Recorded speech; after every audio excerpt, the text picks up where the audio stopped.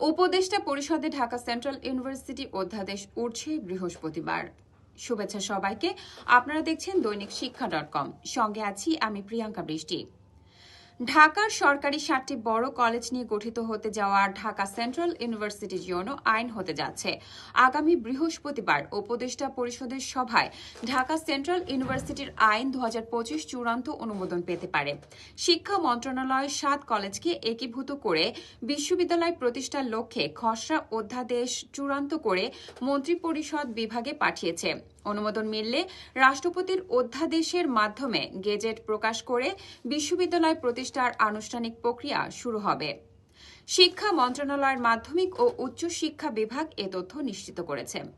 এদিকে অধ্যাদেশ জারির দাবিতে গত সোমবার থেকে 4 দিন ব্যাপী কর্মসূচি পালন করছেন 7 কলেজের শিক্ষার্থীরা।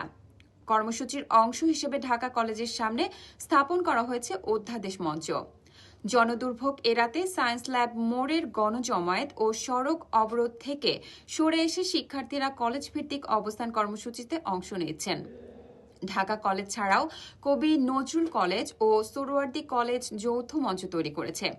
তিতুমীর ও বাংলা কলেজ নিজস্ব মঞ্চে কর্মসূচি পালন করছে। আন্দোলনের সমন্বয়কারী মোহাম্মদ আব্দুর রহমান বলেন, বিলম্ব না করে দ্রুত গেজেট প্রকাশই শিক্ষার্থীদের প্রধান দাবি। দৈনিক শিক্ষার ইউটিউব চ্যানেল সাবস্ক্রাইব করতে ভুলবেন না। ধন্যবাদ।